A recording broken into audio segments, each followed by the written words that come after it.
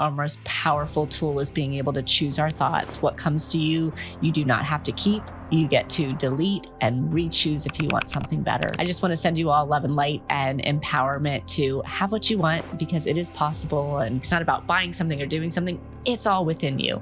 Just spend some time with yourself and choose yourself. Choose yourself.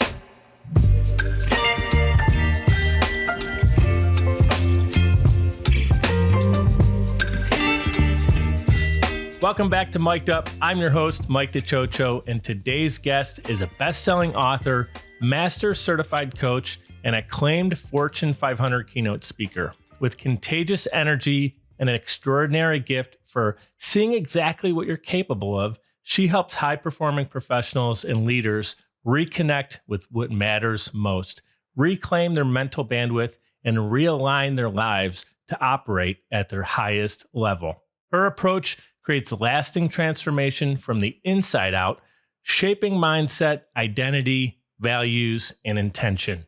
Welcome to the show, author of the Non-Negotiable You and host of the Sharing Wisdom podcast, Angie Wisdom. Hey, Mike, thank you so much for having me. That was quite the introduction. I'm excited to be here with you. I just love the fact that your last name is Wisdom, and you're gonna give us so much wisdom on the show.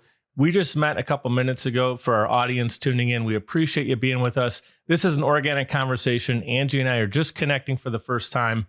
And I have to ask you right out of the gate, is Wisdom a stage name? Is that your birth name?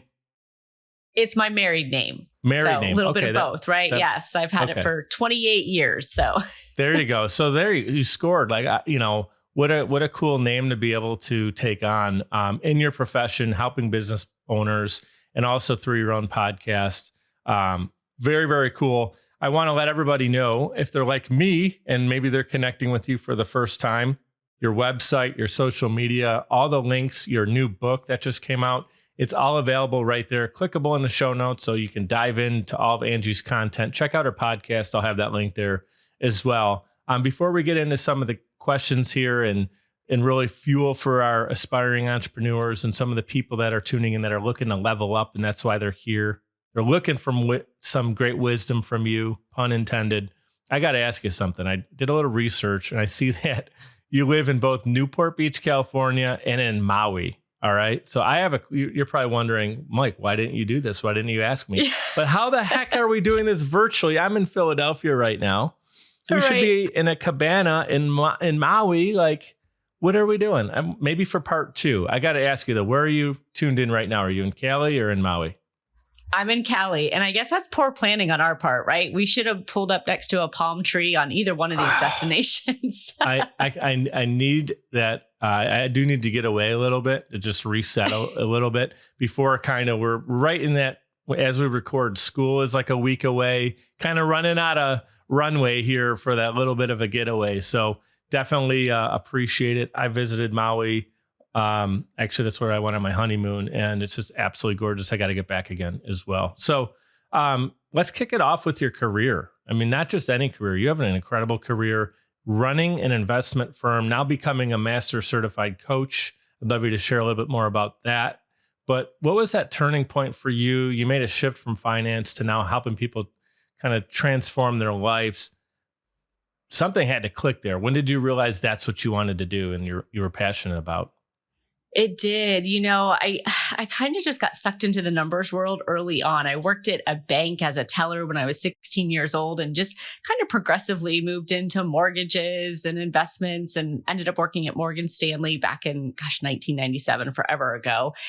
And I thought that was my passion because I helped people like I do now, but with their money. And, I loved it. But I realized that back then I was a very performance driven person. So it was always like the goal and how do you hit the next level and how do you kind of grind and grit away and get everything that you want.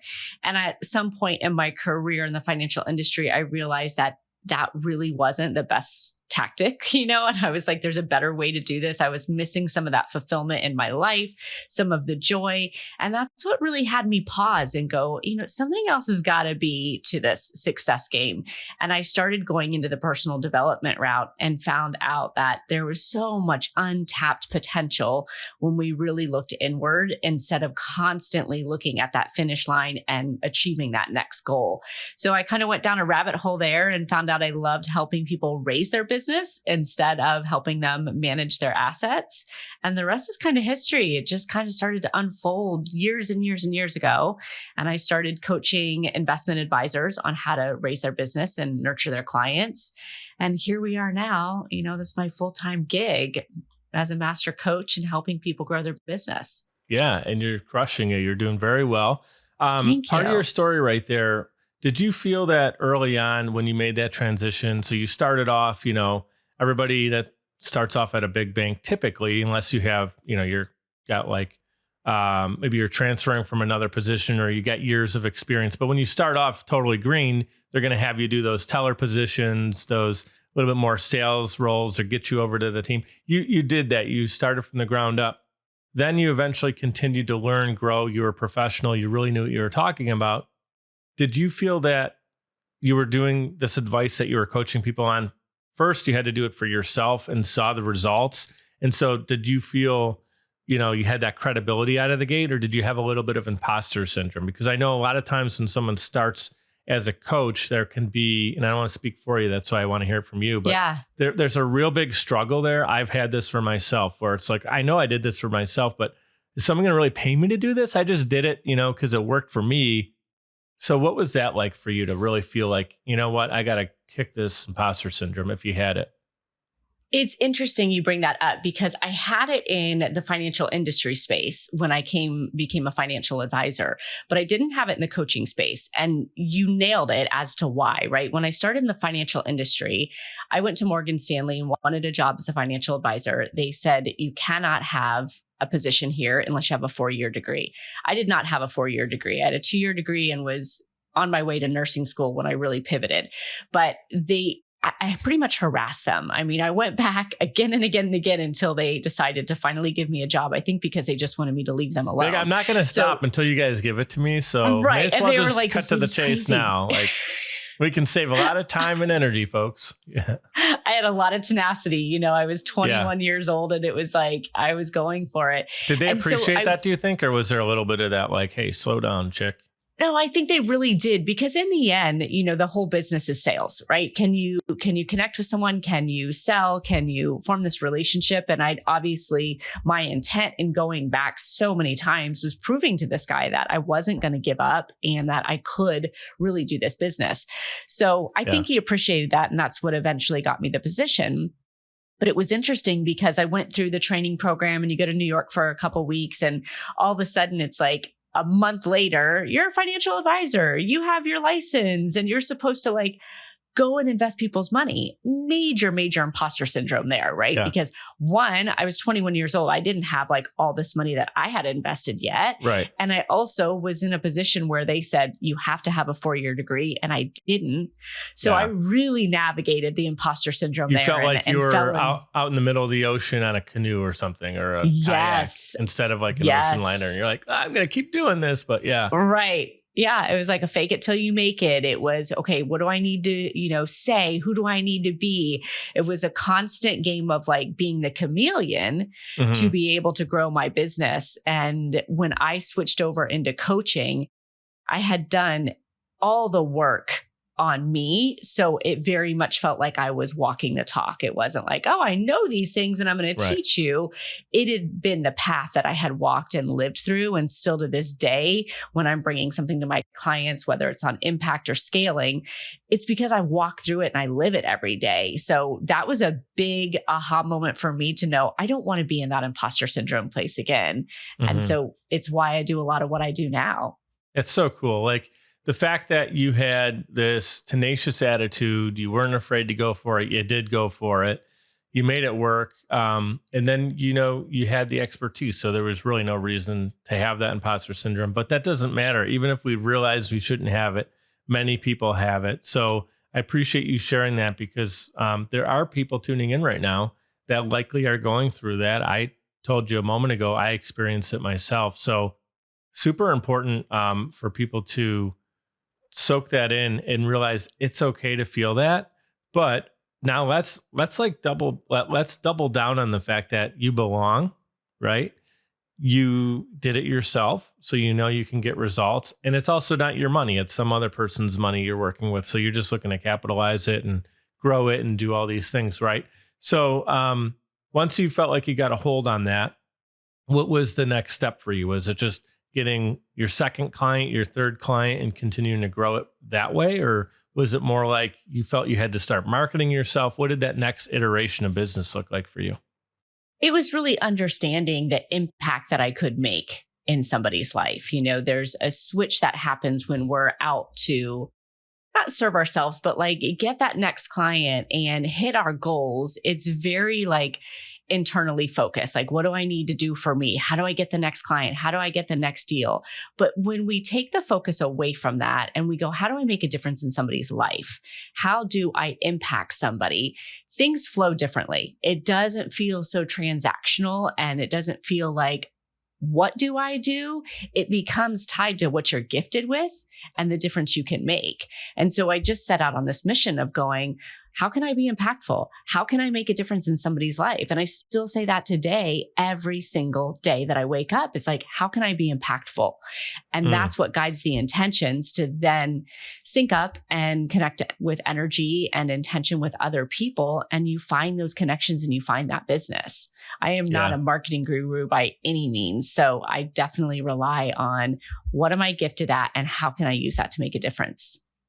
Well, I could feel it like in your energy just when I met you a few moments ago. It was a serve first mentality. You were excited to be on the show to serve in any way. You didn't care what we really talked about. You didn't come in pre-calculated with, Mike, I need to talk about these 3 things because I got a book out.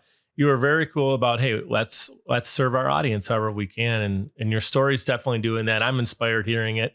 Can you share some success stories that come to mind? Maybe 1 or 2, like people where you've helped them out and it just felt so good coaching them. You don't have to give names if you don't want to, but it's a really cool story of like you saw this person when they first met you and how they're thriving now after working with you and taking your advice.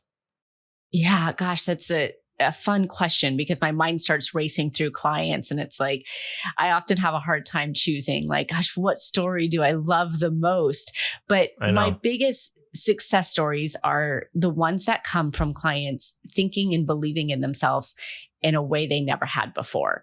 I can take a business all day long. When somebody comes to me and it's like, how do we scale our business? How do we double our revenue? We can dig into that, statistical and analytical strategy type stuff. But really it's when you get to work on the person, when somebody's like, I never thought I could ever love myself that much. I never thought I could ever believe in myself that much. I never thought I could put myself first and take care of myself. Like those are the huge stories. So one that comes to mind is, one of my clients, and she's in real estate and she was transitioning. She had a full-time job, but really wanted to create this independent life for herself where she could have financial freedom and time freedom. And the big block was like, can I do this? Do I believe in myself enough to be able to go out there and generate my own business and support myself? And within a matter of a few years, she's making over $1 million a year because she shifted who she saw, who she believed in and garnered that confidence and that self-trust.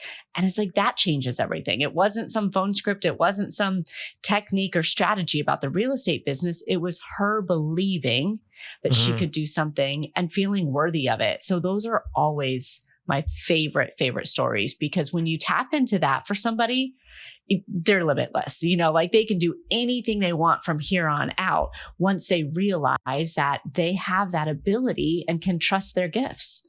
Yeah. It's so important. Like so many talented people, the number one thing they first need to do before they can be great. We talk about that on the show a lot, greatness, striving, and it means a little bit of a different thing for everybody. But before they can hit that level, that full on gear, pedal to the metal, self-belief is number one. And even the greatest talents, whether it's athletes, entrepreneurs, business people, it could be W-2s, whatever you are, like you're doing great in what you're doing. The second you start to get off, your compass starts to go one way or another. And it could be other people who are making you feel that way, internal things going on, things out of your control. Whenever that meter is a little bit off, talked about that ship, right? You're on the kayak, it starts to sink a little bit, just a little bit at a time. So having a coach is so important. Someone who can recenter us a little bit and be a reflective mirror. I'm sure a lot of your clients, like you're a mirror, right? Rather than you getting up on your pedestal, you're trying to mirror them so they can see, learn, grow, and get back into that personal belief at a really high level. Many of the greatest people I've interviewed and people I've read about in their books or autobiographies, and just learn a ton from people that do things at a great level, the common denominator are that they have discipline and non-negotiables every day. Well, guess what? What's your book called again, right? The Non-Negotiables. Talk about your personal non-negotiables and maybe how they've changed over time. And in the moment right now, as I ask you this question, how often do you update them? Is it something that like every day you think I'm going to add a couple new ones, or is it seasonal? Do you do different things? Because it's, although you're out in Cali, so you don't have to worry really about snow or bad weather, you can go do some non-negotiables if it's outside. So what do they look like for you, and how often do those change? My non-negotiables are a little bit different than I think the norm. So I have several non-negotiables from a mindset perspective, also from, what I do for myself, but it starts first with that relationship with myself. And frankly, Mike, like I never had non-negotiables before. I am a recovering people pleaser. I used to do everything for everybody. I put myself last, and it was always just about how do I make somebody else happy? Then I'm happy. So I went years and years with no non-negotiables. And when I started to do the work and I shifted that, I realized that the number one non-negotiable that I needed to have was a relationship with myself. And it was time with myself where I knew what I wanted, where I knew how I felt, where I knew what, I was dealing with, challenges, just introspective time with myself to be like, what's going on with me and what do I want to do with it? And so that's really what started my practice of the Morning Mindset Journal, a book that goes, a journal that goes with my book, and going, I have to sit down. It is a non-negotiable. I sit down with myself every day, do my journaling so that I can have self-awareness, that I can have intention, I can have visualization, prayer, all these pieces. That assures that I have this great relationship with myself. And that it was what allows me to do anything else. So that is by far my first non-negotiable. And then there's the pieces that come in from a value perspective. Like I have to have my alone time. I have to have my physical activity, have to have my spirituality, my family time, my time in nature. I have 5 to 7 values, and those are non-negotiable to me. And it starts with that relationship with myself. And as far as your question, like, do they change?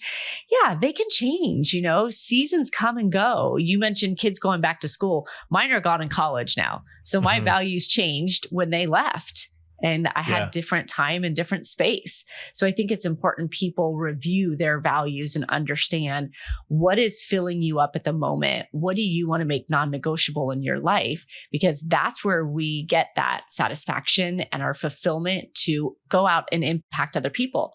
If we're not filling ourselves up first, we're going to have a small chance of really impacting somebody else out there.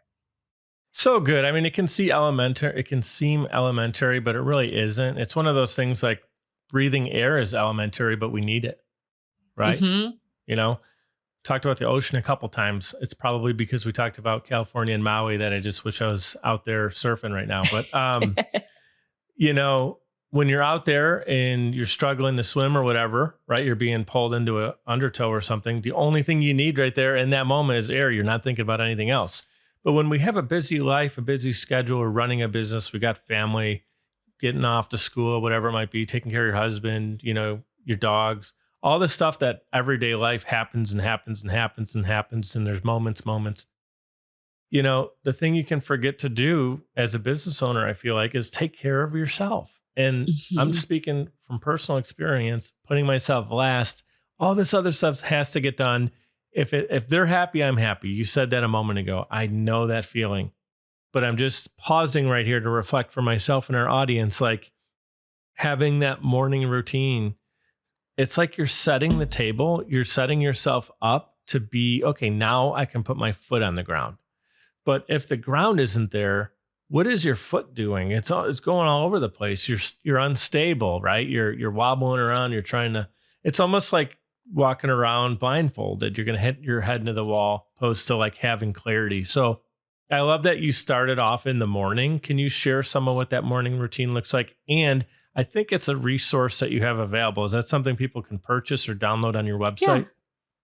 Absolutely. Yes. Okay. And it does start in the morning, and I have a pretty detailed morning routine because, like you said, Mike, if we don't have a ground, right? If we don't have our foot on the ground, then where are you stepping? And so I look at this morning practice and I look at several different pivot points throughout my day that really are the compass. If I don't have a compass to where I'm going and what I'm doing that day, then I'm going to get what I get. Yeah. And I'm not that kind of grab bag girl. I don't want to pull up to the drive-in window at Starbucks without ordering and just go, give me what you want to give me. I want to make a request for what I want in my day. So when I wake up, first thing I do, I wake up. By the way, no husband downstairs. Wants to go to the Starbucks window either and not know the order properly. Right. So sweating bullets. Dangerous. Oh boy. It's like running there's a funny Instagram post where it's like a husband and it's like basically he's trying to learn like a football play because it's super long. You ever see like a quarterback call a football play? It takes like 5 minutes to spit out one play. So that's how guys feel going into the Starbucks window. Anyways, that was just a side note. But we want a plan, right? You need a plan. Yes. One thing my dad taught me from, I remember being 4 years old, maybe. He's like, you got to have a plan. You got to have a plan. I hear him in my head. If I ever feel off kilter, right? Got to have a plan. So, all right. Back to you. So you're saying set the groundwork, build on top of it. And then what are some of those literal, can you give us some literal step-by-steps there? Absolutely. So I wake up, the first thing I do is I do 15 to 20 minutes of self-hypnosis. So before I make coffee, anything, I lay on the couch and I get into a meditative state and I do my hypnosis for the day. This allows me to maximize my subconscious programming. It allows me to get still and grounded, just like you said, before we move forward.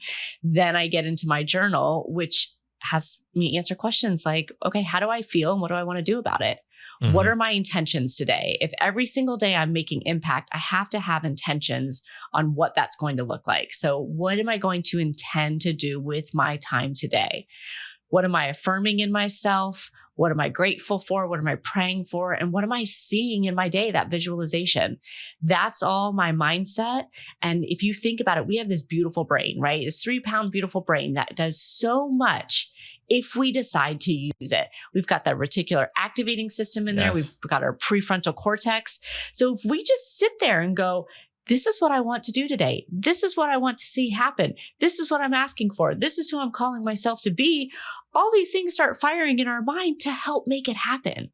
Mm-hmm. So that is my process in the morning. And then once I do that, I go and I get my workout in, I walk the dogs, I get ready for my day.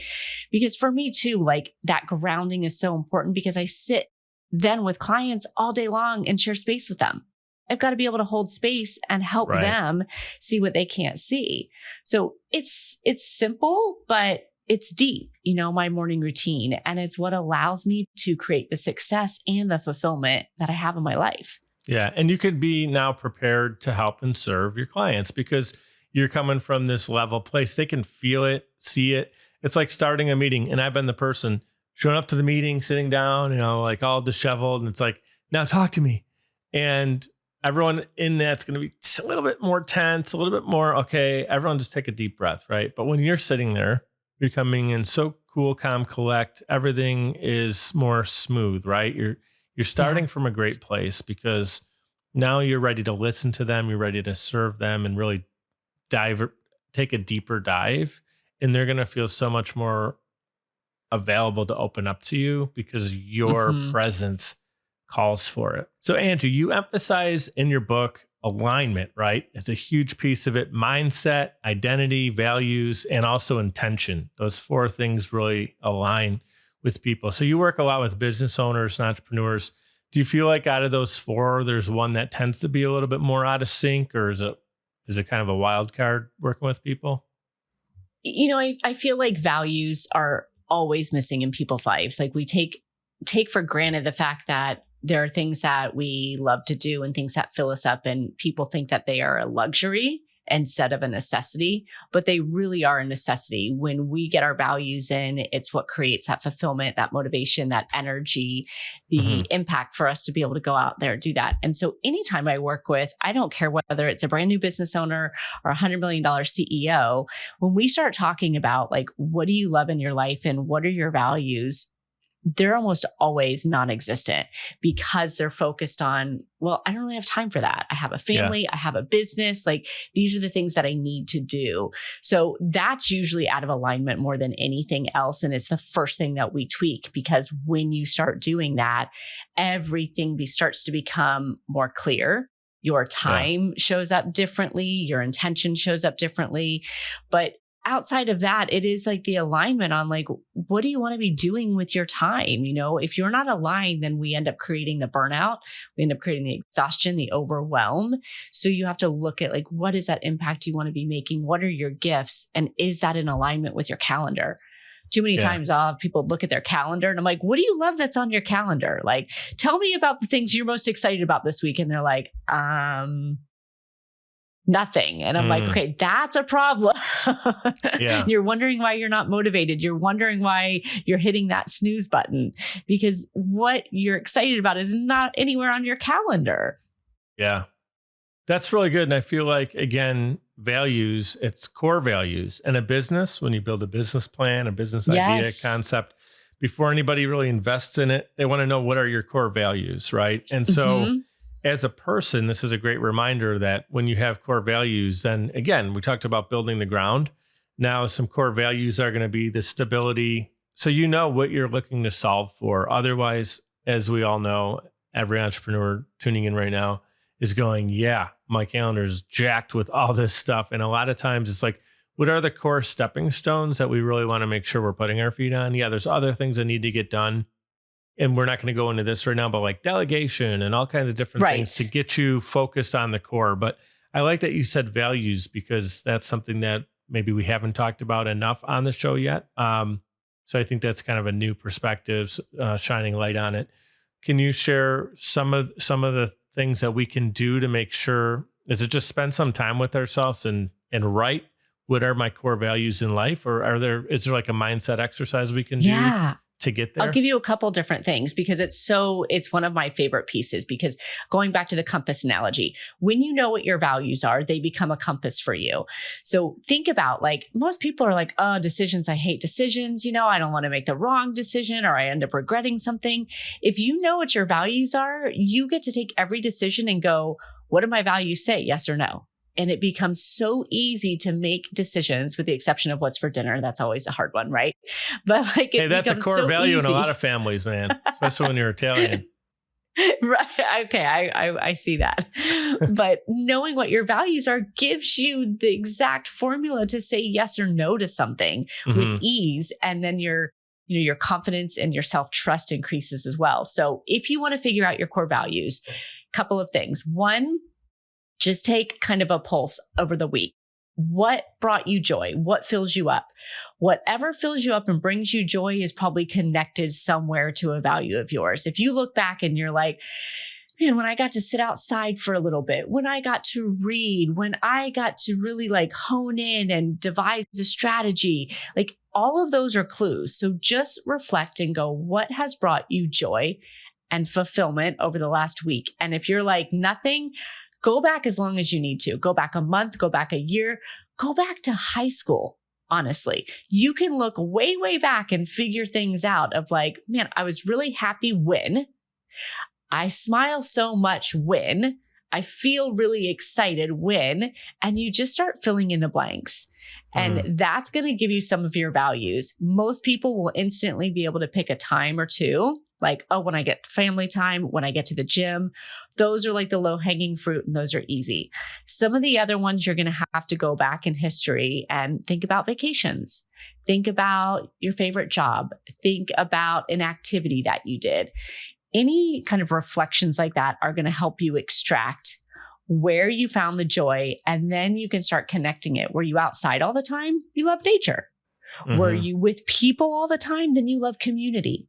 Were you serving? Then it's a serving type of value. So the initial thoughts, write them down, and then those are going to have kind of like a spider off of them of all these other different ideas unlock. You're like, I really enjoy, reading in peace and maybe going out in nature and bringing a book. And it's like, oh, well, what do you love about that? Because it makes you feel this way, because now you feel like you're in control of your productivity and things branch off of that. Okay, what other things do you like to do that make you feel that way? So that's really great. You'll find the common thread, It'll get you back to feeling like you again, which is so good. Because I think, again, as entrepreneurs, we get piled on with so many things that are unexpected, and it's inevitable that we're going to have a lot of stuff flung our way that we have to problem solve. And I think if you want to figure out how to be a quick problem solver, become a business owner, because there's, no other way. You have to move forward. You got to figure it out. You can't stop and think about it or say, I'll ask the manager about it tomorrow. You need to figure it out now.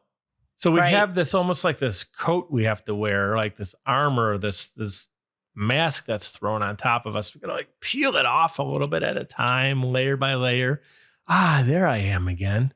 And man, like Angie, I'm in that right now with just trying to get back to doing some of those little things. And reading has been something for a long time. People are tuning in multiple times on the show. They're probably like, Mike, you've said this a bunch. Well, guess what, guys? I'm reading again. I got back to, it's in the calendar. Before I go to bed, I like to read a chapter of a book. And sometimes it's personal. It's, music book. And sometimes it's business. It's mindset oriented. I like to mix and match. Sometimes I'll read a little bit of one and a little bit of the other. So I'm kind of like, we just talked about those different buckets we want to get back to. Yes. It's like you're hitting both of them. So, or multiple. Let's talk about leadership. You work with leaders. And a lot of times as a business leader myself, I have a small team. We got 6 people on the team at Social Chameleon, but I always want to serve them the best and be the best leader I can. And a lot of times when I'm taking action on all my stuff I need to get done, I feel like I'm not giving the team enough, right? Of my time, my energy. Can you help how leaders can better connect? I know you actually talked about this in a recent episode of your podcast I was taking a listen to. So this should be probably pretty fresh on your mind. You did a whole 50 minutes on it. Talk about how we can better connect with our teams. Absolutely. Curiosity. If I give one word, be curious. If you can be curious with your team, you're going to do a couple of different things. You're going to connect with them. They're going to feel heard. They're going to feel seen, and you're going to empower them, because when you're curious, they have to answer questions. And when they're answering questions, they're creating awareness. They're using their own, intelligence. And so it's going to empower them, and they're going to learn and grow. But really, leadership starts with you first, being able to do the work on the inside. Just like you asked me about coaching, Mike, and whether I felt like an imposter, is many times leaders go out there and they're trying to lead something that they don't yet embody. And it's not any ill intent. It's just that maybe they've been too busy. Maybe they haven't done that work. So anytime I work with a leader, I go to a Fortune 500 company, work with a team, it's about going, okay, we need to shore up everything in you first. We need to get your self-trust in place. We need to understand your values, like all that personal work, then allows you as a leader to go model. And that's what real leadership is. It's not telling people what to do. It's modeling the behavior and asking them questions so that, again, they can feel connected and seen and have that opportunity to learn as well. So I feel like there's so much leadership stuff out there, and it can almost get overcomplicated and, kind of strategic, tactical, like do this, do that, how to do this. Which is good, but it might be like in the army. Like if you're going to approach an enemy and you got to tactically do these leadership checklists and stuff. But what you're saying is show up for your team and be, like you said, if you did the morning meditation and routine and now you set all your non-negotiables, you got your stepping stones, as we call them, for the day, your core values. Now you're showing up in a one-to-one meeting and they feel your vibrancy. They feel your energy. They feel, and like you said, now come at them with intentional curiosity, not just to pull information out of them, but to really listen and care. Really important, like you said. And so that's something that I'm definitely taking a mental note of and will implement for sure. Anything else other than curiosity for our team that you feel really drives, like, or maybe separates a pretty good leader to like, this guy's great, or this gal, and she knows what she's doing with her team. And Yeah. they love her because she really has this quality.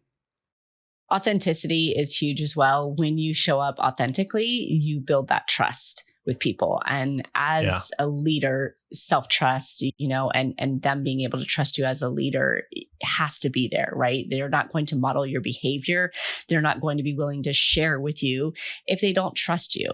So when you show up authentically, that establishes trust between people. And they're like, okay, I've got space and room to be able to lean in here. Mm-hmm. So that's, again, the relationship with yourself. And when you show up authentically, they'll trust you, and that strengthens the connection as well. Communication. I mean, there's so many different pieces to great leadership, but if we want to keep it basic, it's like, know who you are and show up that way. Ask questions, right? And have space for them. Yeah. It really, really is. It's pretty simple when you get down to it. The majority of time leaders run into problems is when they do not have any capacity to lead. And that lack of capacity comes from their own emotions and lack of reconciliation inside for them. There's too many things going on. They're stressed about events. Their mindset isn't wired in. So they're bringing all this garbage to a relationship. They're bringing all the garbage to the way they lead. And that breaks the, trust. It doesn't make people feel safe and create a space for them to be heard. And they're usually going so fast, they don't ask questions. It's like their mental stamina is at -10. Like, how can they give? How can they give anything? And in many cases, to no fault of their own. But before you can fix a problem, one thing I learned at a very young age is before you can fix something, you have to realize it's a problem. Yeah. Awareness. Awareness is so big. And I think a lot of times I've had leaders, when I worked in corporate and stuff, where their awareness was very low. And the great leaders I've had, it was very high. You felt like they get it. They're with us. They understand, you can almost feel their presence when they're not there because they have a good pulse on what's going on. So all that is great. I want to also just say, go listen to Angie's latest episode. Do you know the number of that episode off the top of your head? I think it's just your last upload on YouTube right now. It is. I don't know the number, but it is. It's with. So if you guys are tuning into this, we're recording this on August 14th. This is probably going to come out around the 28th ish or the first week of September. So check it out. It's going to be like one of Angie's, last 3 or 4 episodes, likely, right? Absolutely. Can I give your listeners a question, Mike? Absolutely. The awareness piece you just touched on is so huge. Yeah. And it's why in the journal that I use and that I created, the first question in there says, I feel. Because all it is a statement of self-awareness. And it's something that most people lack because they're constantly 5-10 minutes, an hour a day ahead. They're not here in the present moment. So that self-awareness it disappears. So if you're listening and you want to increase that self-awareness around anything at all, just ask yourself that question at least one time a day in the morning, maybe multiple times throughout the day if you really want to level up, and just check in. How do I feel right now? That's self-awareness. I feel frustrated. I feel tired. I feel annoyed. I feel great. Great. All we're doing is creating this habit of self-awareness so that you don't become a victim to what's going on, to your emotions, your circumstances, your situation. We're just creating this habit of constantly being in tune with ourselves, of going, how do I feel? Because whatever we feel, we get to do something about. We don't have to be. Yeah, it's a great self-check. So you take your car in, you take your car in for an inspection once a year, whatever your state requirement is. And it's like, how often do you take your personal health into check? Sometimes people only do it once a year with, or 6 months, or they have a mastermind group. So they do it once a week or a month, but daily, how many times do we self-check with ourselves? And what's really cool is we do have control of our own happiness because that's a perspective that we can choose to have. A bad day, right?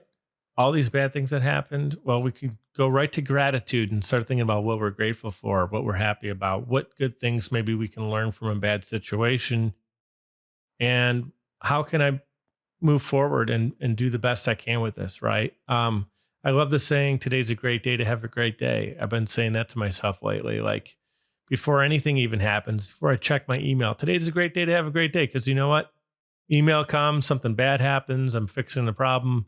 I'm going to approach it like it's still a great day. I'm just got to fix this problem. It doesn't change my outlook on the rest of today, you know?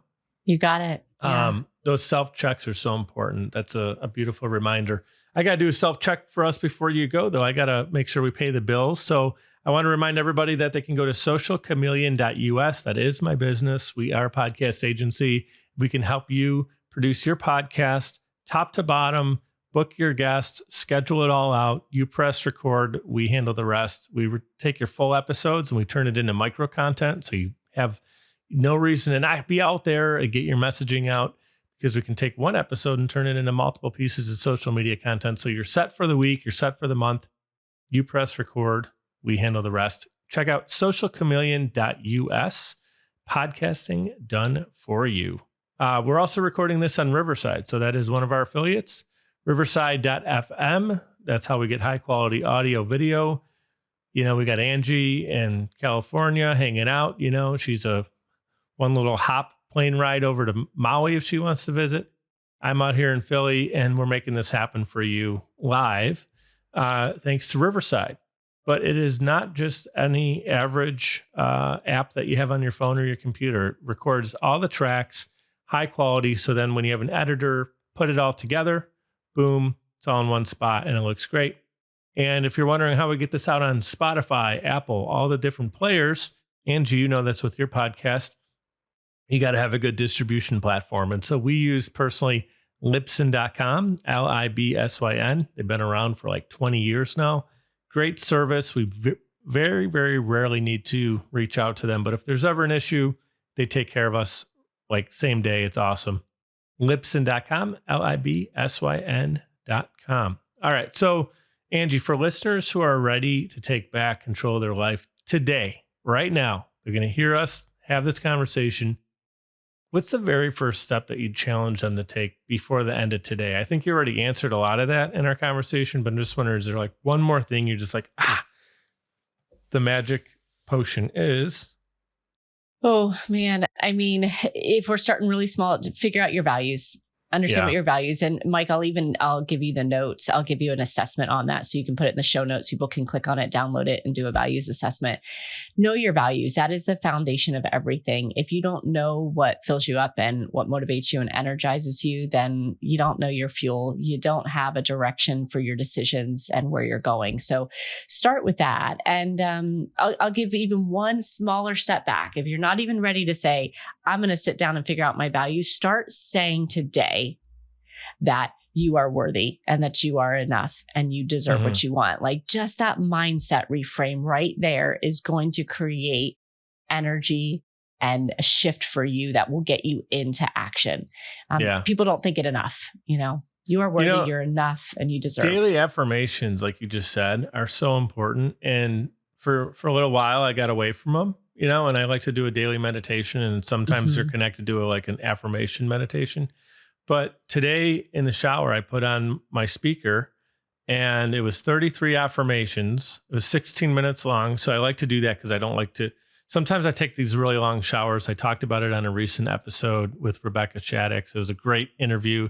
She talked about micro moments and having control of your day and productivity. Fantastic interview. I recommend it for you to check out, anybody. But I told her, like, you know, after listening to one of her episodes, I took the advice and I was doing some of these breathing exercises while I was in the shower, because it was my way to have no excuse. There's no phone, no computer, no family members, anybody. Like, it was me, and I could do these breathing exercises. So I chose to do it. But I've also been trying to not have these like super long half-hour showers anymore. So I want to be more productive.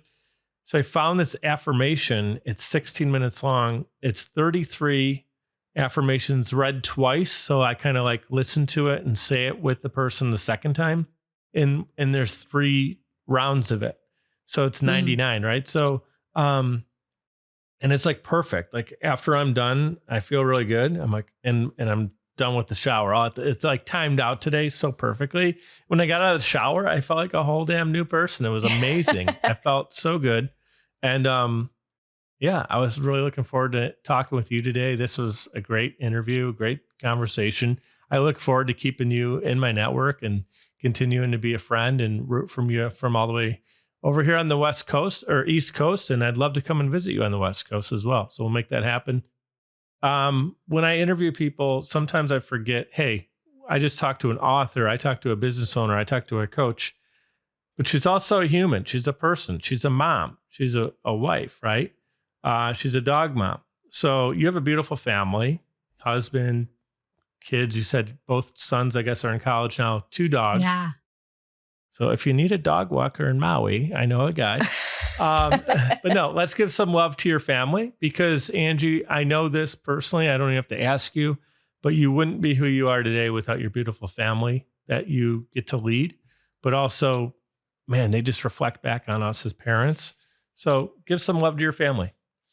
Yeah, no, I'm super grateful for them. I mean, they've given me this space to really be who I am. It was actually my husband who really started me down this personal development, journey when he asked me one day, what my thing was. Like, you need a thing, you need a hobby. And it really had me going, I got to stop people pleasing and finding my own way. So there's so much love for them. Married 28 years and he's so supportive in this journey. And my Awesome. Kids who are 19 and 21, they soak it up, and I see them grow and they're just so supportive of what I do as well. So I'm so grateful because without that foundation, we talk about the garbage that you bring into situations that can happen. So having that foundation of love and a family is super important. Grateful for them. Yeah. And it's a big part of your why, right? I could feel that in your energy and gets you excited to be a better person because then you can be a better wife and mom and everything, 100%. and friend. And yeah. So I like to end every episode. We talk about gratitude, be great and be grateful. So anything that you're grateful for, we didn't talk about, I'd love you to share. And I'd also love your definition on the word greatness. I talked about it earlier and I don't want to overlook that as well. I think greatness, it gets to be defined by everybody individually, but being able to step into your gifts to make an impact in the world and to do it on your terms is greatness to me. I mean, that's just, that is my dream. It's what I want to live into every single day, and to be able to be blessed to do that. That's greatness to me. And gosh, I'm grateful for so many things on a daily basis. It's part of my gratitude journal as well. So this morning, ironically, I was grateful for a challenge I had because I believe that once we shine gratitude on something that doesn't feel so great, it shifts the way it looks. So I was grateful for a problem I had this morning, grateful for my health and getting better right now, grateful for the people in my life that continue to inspire me and lift me up. I've got a great group of people in my community that I always look to, for inspiration and hope. So there's so much to be grateful for, Mike, and grateful that I get to be on the show with you today and have this conversation that inspired your listeners. Yeah, I appreciate you. I am glowing over here, just feeling your energy and so many great reminders today. And everything you talked about isn't something someone needs to purchase or have a favoritism or be born into a family that has it already made. It's like all of these things you talked about today, we have control over our mindset, how we feel, our core values. We get to choose those, right? Discipline in the morning. You wake up, you get to choose what you do with your time. If you wake up at the right time, and your first meeting's at 9, well, then you got to, do from 8 to 9, whatever the heck you want, right? All the things you talked about today, we have control over, which gets me excited. And it's like, hey, there's things that today were good reminders for me to go back and change a little bit, alter the game plan a little bit. You got to have a plan. So I'm over here. If you guys are watching on YouTube, you're seeing me. I'm smiling ear to ear because Angie is dropping wisdom on Mic'd Up. I would say mic drop moments, but today it's wisdom moments with Angie Wisdom. And is there any last words you want to say before we run? Just for your listeners to know that you can have what you want and you deserve it. And any of those little thoughts or voices that are popping up and telling you otherwise, just choose something differently. Our most powerful tool is being able to choose our thoughts. What comes to you, you do not have to keep. You get to delete and re-choose if you want something better. So I just want to send you all love and light and empowerment to have what you want because it is possible. And I love that you said, Mike, it's not about buying something or doing something. It's all within you. Just spend some time with yourself and choose yourself. Choose yourself. Mic drop moment. Amen to that, Angie. And I loved your definition of greatness as well. I agree with you. Everybody has that unique greatness in them, and it can be serving or doing something at their just their level of purpose and like their God-given gifts and talents and ways that they can share that with the world. Everybody is so unique. And that's why I do this show, is to really have people think about that. Like what can I do to really give back to the world? I think we all have this limited amount of time.